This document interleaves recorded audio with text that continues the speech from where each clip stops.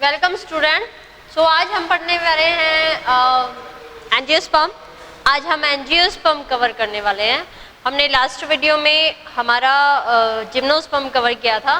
So today we will discuss about angiosperm. So आप जानते हैं कि हमारे जैसे कि मैंने हमारे लास्ट वीडियो में डिस्कस किया था हम लोगों ने कि हमारे जो एंजियोस्पर्म और जिम्नोस्पर्म हैं दोनों फेनेरोगम्स में आते हैं। ये सीड बियरिंग प्लांट्स होते हैं। इससे पहले जो आपने क्रिप्टोगम्स में किए हैं, क्रिप्टोगैमी थे जो Thallophyta, bryophyta and pteridophyta. Thallophyta, bryophyta, pteridophyta में आपने देखा था कि हमने सीड के बारे में कोई डिस्कशन नहीं किया। लेकिन ये जो एंजियोस्पर्म है ये हमारे जिम्नोस्पर्म से भी डेवलप्ड प्लांट है।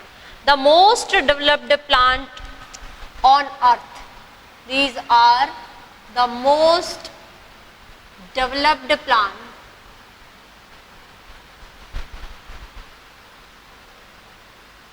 on earth. हम अपने चारों तरफ जो भी प्लांट्स देखते हैं वो ज्यादातर हमारे एंजियोस्पर्म होते हैं। अब इनके कैरेक्टरिस्टिक्स क्या क्या होते हैं? These are those plants which bearing these plants bearing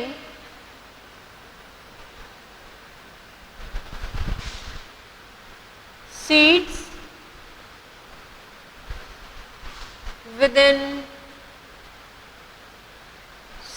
within fruit.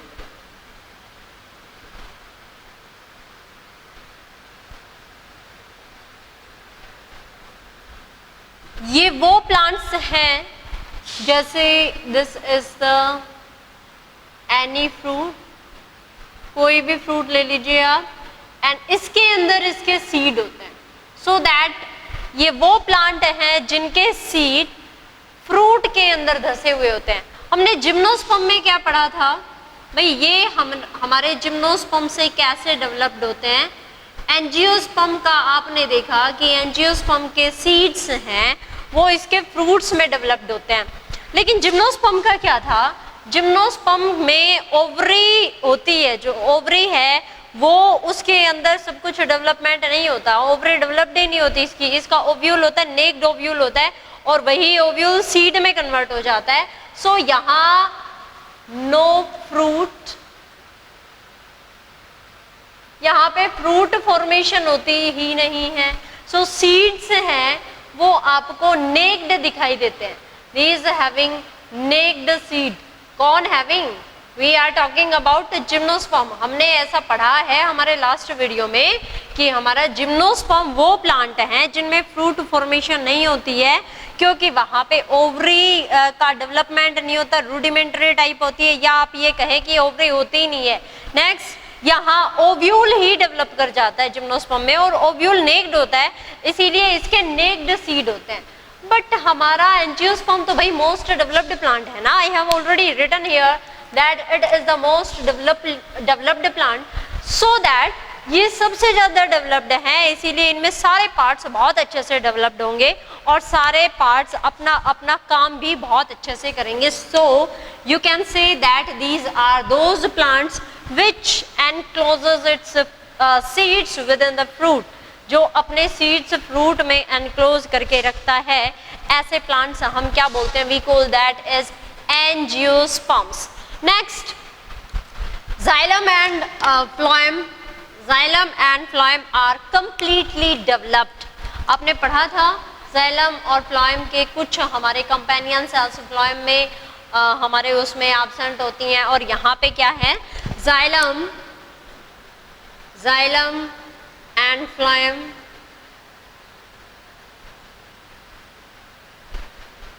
are completely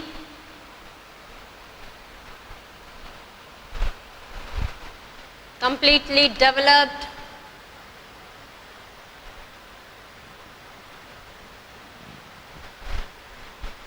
in this type of plant. इस टाइप के प्लांट्स में जाइलम और फ्लोएम कंप्लीटली डेवलप्ड होते हैं।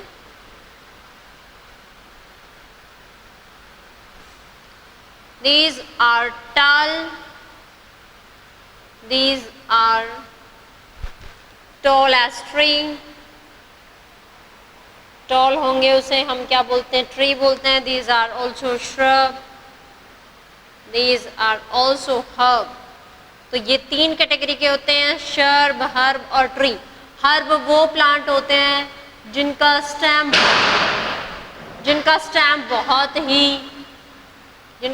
क्या होगा, स्टेम ग्रीन हो, green stem, very flexible stem and very delicate stem, उसे हर्ब कहते हैं. शर्ब कौन होते हैं, दीज आर समवॉट शर्बी प्लांट्स, झाड़ी जैसे प्लांट्स होते हैं, उन्हें हम क्या बोलते हैं, we call that are shrub. And जो हमारे हर्ब्स होते हैं ये जनरली एनुअल होते हैं. These are further divided into three parts according to their lifespan. First is annual, second is biennial and third is perennial. So that जो herb हैं वो एनुअल होते हैं, मीन्स एक ही सीजन में अपना, एनुअल का मतलब क्या हुआ, जो एक ही सीजन में अपना लाइफ टाइम खत्म कर लेते हैं उसे हम क्या कहते हैं, we call that is the annual. Biennial कौन से होते हैं, जिनको अपना लाइफ टाइम या फर्स्ट टाइम जो अपना सीड बियरिंग अलग होता है, सीड डेवलपिंग अलग सीजन होता है, means which complete their life cycle in 2 season, we call that is a biennial. And perennial as usual जो हम देखते हैं हमारे ट्री हैं बहुत बड़े बड़े होते हैं, वो पेरेनियल होते हैं, जिनको काफी सालों तक जो रहते हैं, we call that are the perennial. So that the angiosperms are divided into 3 parts on the basis of their life span. First is annual, second is biennial, third one is perennial. Perennial हैं, tree हैं, और इनका सबसे बढ़िया characteristics क्या है, ये seed bearing plant हैं, लेकिन इनके सीड्स नेक्ड नहीं होते एज जिम्नोस्पर्म. इनके सीड्स हैं वो कैसे होते हैं, वो हमारे फ्रूट्स में डेवलप्ड होते हैं. नेक्स्ट हम देखते हैं, these are erect, these are erect, long branched plant.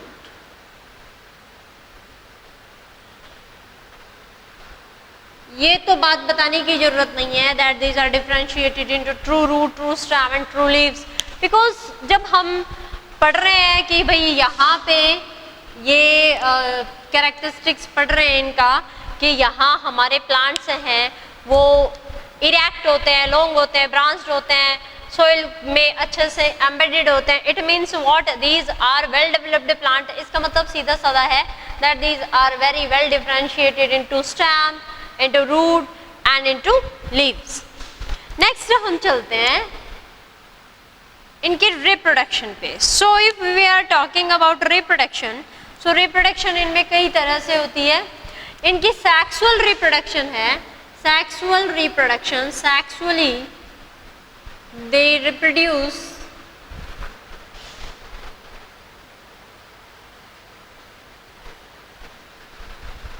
by the fusion of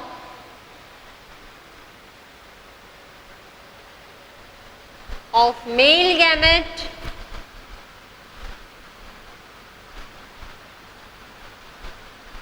and female gamete.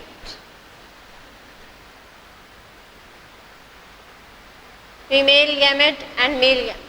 So female gamete egg होता है. यहाँ पे देखिए जो हमारे फ्रूट्स हैं वो बाद में डेवलप होते हैं, पहले एंजियोस्पर्म के फ्लावर डेवलप करते हैं. And these are the pollen, anther and filament, you can say androecium.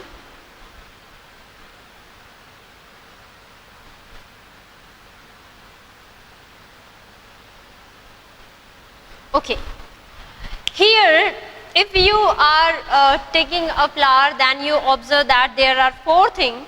First is this which is known as flower की 4 चीजें होती हैं, जिसे हम पहले, ये है हमारा, इसे क्या कहेंगे, we'll call that is sepal, or you can say this is calyx. Second is this part which is colorful, help in attraction of insect. This is known as corolla.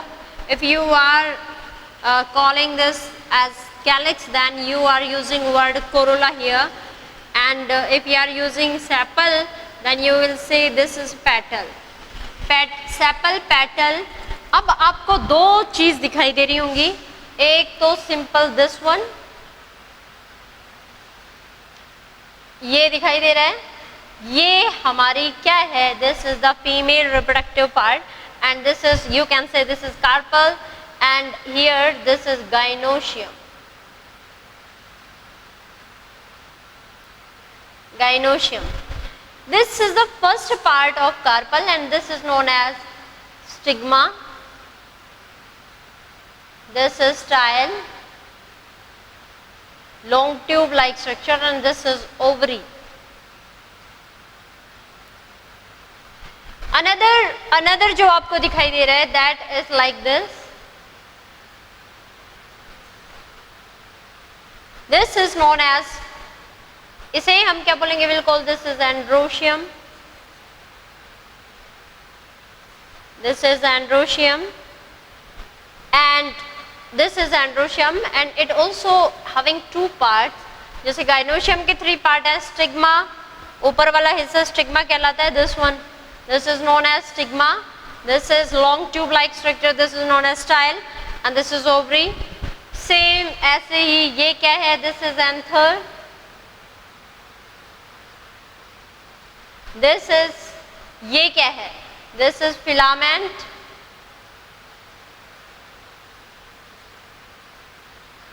Anther and filament.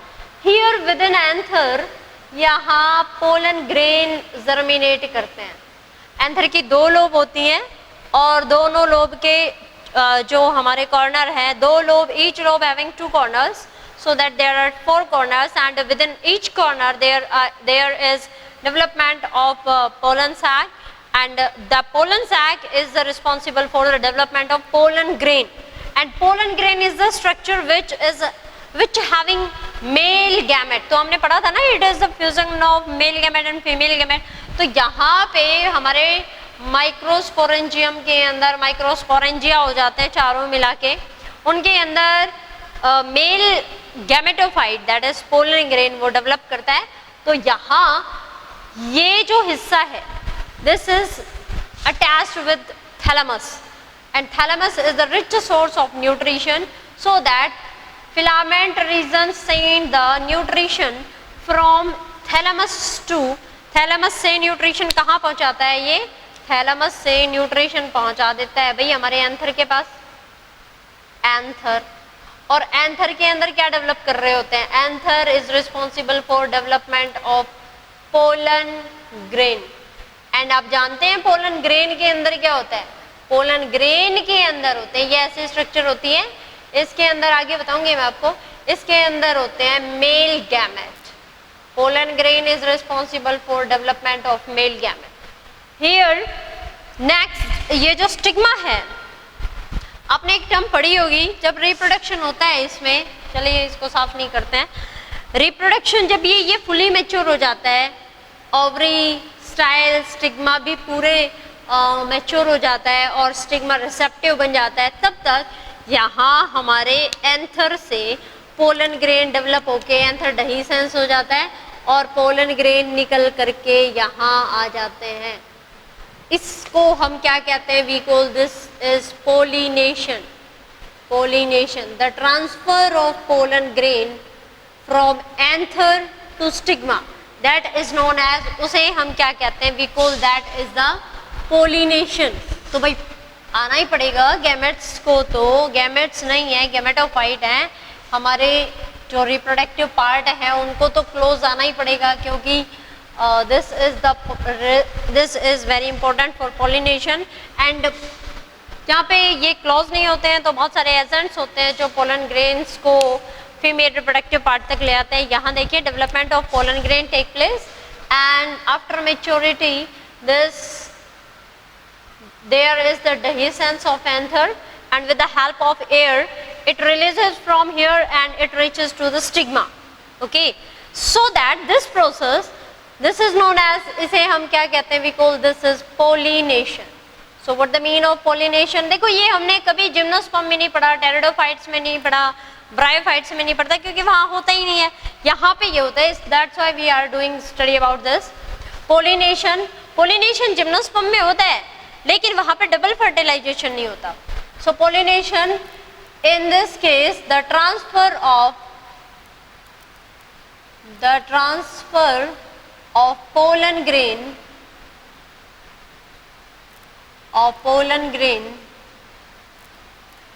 from किससे, anther to stigma. Stigma किसका part है, female reproductive part है, is known as, उसे क्या कहते हैं हम, we call that is the pollen grain, pollination. आपको पता है ये pollen grain जो आया है इसका स्ट्रक्चर कैसा होता है, it is surrounded by 2 layers.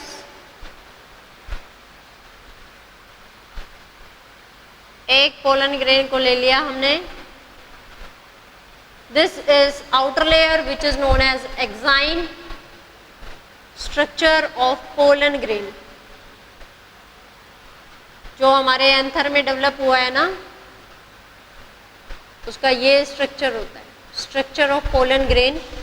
This it having 2 cell, first is large cell and that large cell is known as vegetative cell.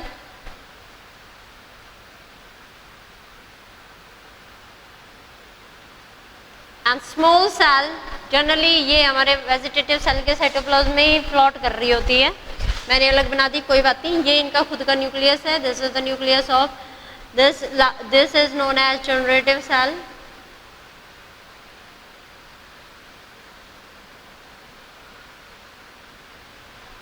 ये ऐसा आया है हमारे स्टिग्मा के पास. स्टिग्मा इसको नरिशमेंट देता है और इसका जो वेजिटेटिव सेल है वो डिफरेंशिएट हो जाता है जर्मोपोर की हेल्प से, वो ट्यूब में डिफरेंशिएट हो जाता है जिसे हम पोलन ट्यूब कहते हैं.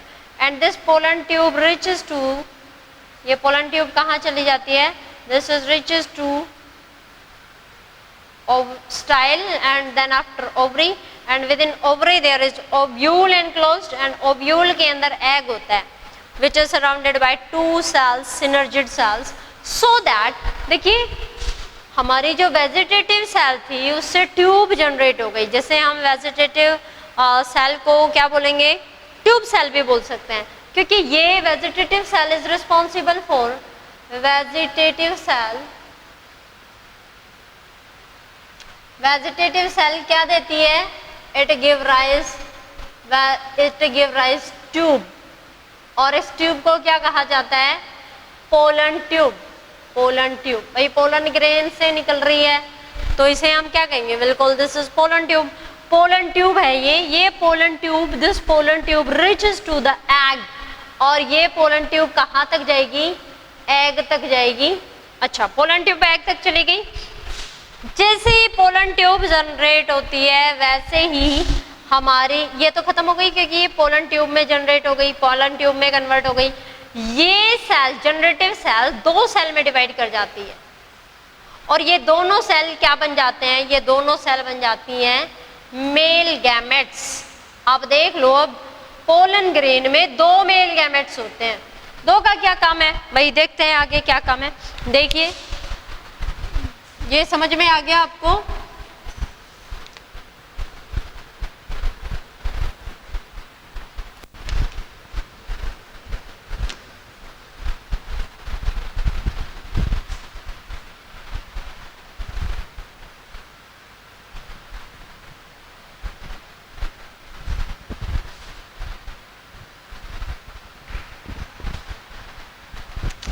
this is the gynoecium, you can say this is the carpel, और मैंने इसको थोड़ा सा बड़ा बना दिया है ताकि आपको अच्छे से समझ में आ जाए. and this is the thalamus region. Okay, this is ovary. Ovary जब पक जाएगी ना आगे जाके फर्टिलाइजेशन के बाद, तो ये क्या बनाएगी, फ्रूट बनाएगी. Ovary enclosed within it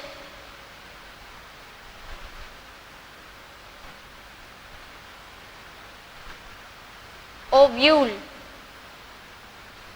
ये ओव्यूल इसके अंदर अटैच होता है। And ovary consisting ovule, ovary के अंदर ओव्यूल, और ओव्यूल के अंदर होता है female gametophyte which having many things, egg cell, this is egg. तो देखो ओवरी, ओवरी के अंदर ओव्यूल, ओव्यूल के अंदर एग, इसके अलावा और भी बहुत सारी चीजें हैं। देखिए एग के दोनों तरफ स्पेशल सेल्स होती हैं, जिन स्पेशल सेल्स को क्या कहते हैं, we call this is synergid cell, synergid cell. These two cells, ये स्ट्रक्चर है भाई, आपको याद करना पड़ेगा। दीज आर पोलर न्यूक्लियाई, दो बीच में न्यूक्लियस होते हैं, इनको क्या कहा जाता है, these are known as polar nuclei. And opposite, in opposite direction of egg cell there are also three cells. These three cells are known as antipodal cell, antipodal cell। देखिए ये स्ट्रक्चर है हमारे, ऐसा स्ट्रक्चर हमने किसमें देखा है, angiosperm में। ओवरी, ओवरी के अंदर ओव्यूल, ओव्यूल के अंदर फीमेल गैमेटोफाइट, एम्ब्रियो सैक भी बोल सकते हो आप इसको। और एम्ब्रियो सैक ये वो सैक है जहां एम्ब्रियो डेवलप करेगा, ठीक है। एम्ब्रियो डिफरेंशिएट हो जाता है प्लूमूल रेडिकल में, प्लूमूल मतलब फ्यूचर स्टेम, रेडिकल मतलब फ्यूचर रूट। तो यहाँ पोलन ग्रेन आया, here the pollen grain and it is germinate it's pollen tube. And this pollen tube, बहुत सारी पोलन ट्यूब आती हैं, लेकिन ऐसा एक ही होता है कि एक ही पोलन ट्यूब जा पाए। So only single pollen tube reaches to the synergid cell and it rupture to synergid cell. ये कौन डेवलप कर गया भाई पोलन ट्यूब में, वेजिटेटिव सेल कर गई, और वेजिटेटिव सेल तो पोलन ट्यूब में कन्वर्ट हो गई, उसका न्यूक्लियस डीजनरेट हो जाता है। इसको क्या कहते हैं हम, we call this is tube nucleus. So tube nucleus खत्म हो जाता है, डीजनरेट हो जाता है। बाकी जो जनरेटिव सेल बच गई, उस जनरेटिव सेल का हमने बताया था अभी अभी डिवीजन हो जाता है, और वो दो मेल गैमेट्स में कन्वर्ट हो जाती है, that divide into male gametes. These are male gametes। अब ये दोनों का क्या होता है, एक मेल गैमेट तो आपको पता है, ये हमारा n नंबर है, मेल गैमेट भी n नंबर है। एक मेल गैमेट हमारे एग के साथ फ्यूज कर जाता है, fuse with egg, and this form ये क्या बनाएगा, egg plus one male gamete, fuse हो गए, दोनों ने फ्यूज करके क्या बना दिया, जाइगोट बना दिया भाई, zygote which is 2n in number. Egg is haploid, haploid male gamete, so they form diploid body, that is zygote. Another male gamete जो दूसरा था वो भी आया है इसके साथ साथ, and that will fuse with the two polar body या पोलर न्यूक्लियाई। एंड हियर एक ऐसी सेल बनती है जिसमें 3n मतलब ट्रिप्लॉइड बॉडी, और ये ट्रिप्लॉइड बॉडी क्या होती है, ये होती है एंजियोस्पर्म की एंडोस्पर्म, दिस एंडोस्पर्म। पहले एंडोस्पर्म की फॉर्मेशन होती है भाई, क्यों, क्योंकि ये हमारे जाइगोट को जब एम्ब्रियो बनता है तो उसको डेवलप करने में हेल्प करेगा ना, नरिशमेंट देगा। So it is the nutritious part and here इसकी प्लॉइडी कितनी होती है, it is 3n number. So it provide nourishment to zygote and zygote as a result zygote develop into embryo। तो ये आपने देखा, ये दो फर्टिलाइजेशन है, एक जगह पे दो फर्टिलाइजेशन हो रही है साइमल्टेनियसली। यहाँ पे जाइगोट बन गया, polar nuclei, so this is known as double fertilization. So angiosperm having power of double fertilization, double fertilization होती है भैया एंजियोस्पर्म के अंदर। एक तो जाइगोट बनता है, formation of zygote, double fertilization क्या, एक फर्टिलाइजेशन हुई उसमें फॉर्मेशन ऑफ जाइगोट हो गया, फॉर्मेशन ऑफ जाइगोट, और दूसरा क्या है, formation of endosperm, second is formation of endosperm.